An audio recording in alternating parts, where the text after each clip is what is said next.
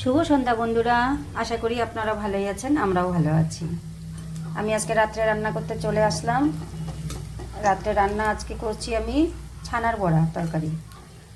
এখানে আমি 1 লিটার দুধের ছানা কাটিয়ে নিয়েছি, আর সাথে 4টা আলু সেদ্ধ করে এর মধ্যে মেখে নিয়েছি। সামান্য ময়দা দিয়েছি।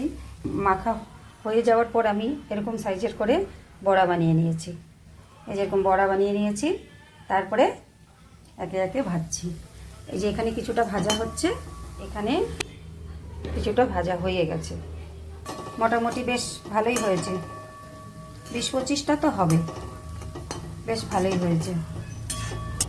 বড়াটা কিভাবে রেডি করলাম, ছানাটা কিভাবে কাটলাম, এটা আমি দেখাতে পারলাম না, কেননা কি আমার ক্যামেরা ধরার লোক নেই।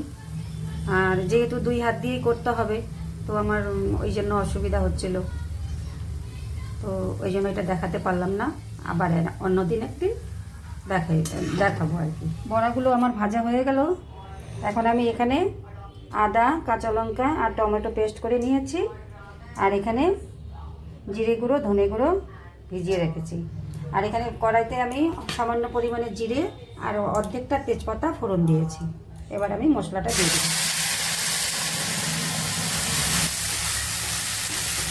দিয়ে দিলাম একটু জল, মিক্সিটা ধুয়ে একটু জল দিয়ে দিলাম।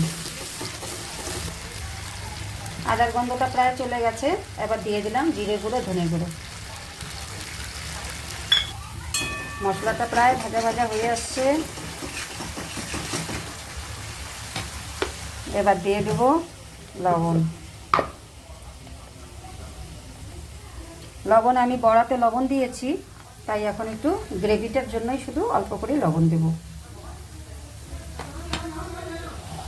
আর দিয়ে দিচ্ছি হলুদ।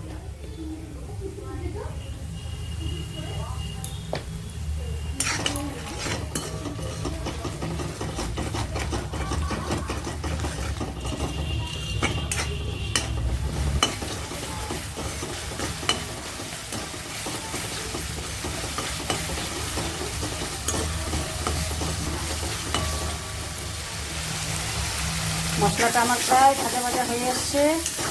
এখন দিয়ে দিব গরম জল। দিয়ে দিচ্ছি গরম জল। জল একটু বেশি করে দিলাম, কেন নাকি বড়াগুলো ঝোলটা শুষে নেবে।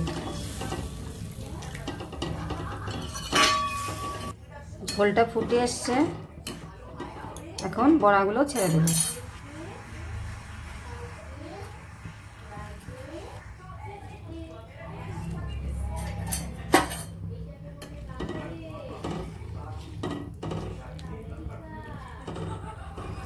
ঝোলটা খুব সুন্দর করে ফুটে এসছে। এবার দিয়ে দেব স্বাদ মতো চিনি, আর দিয়ে দিচ্ছি সামান্য পরিমাণে গরম মশলার গুঁড়ো।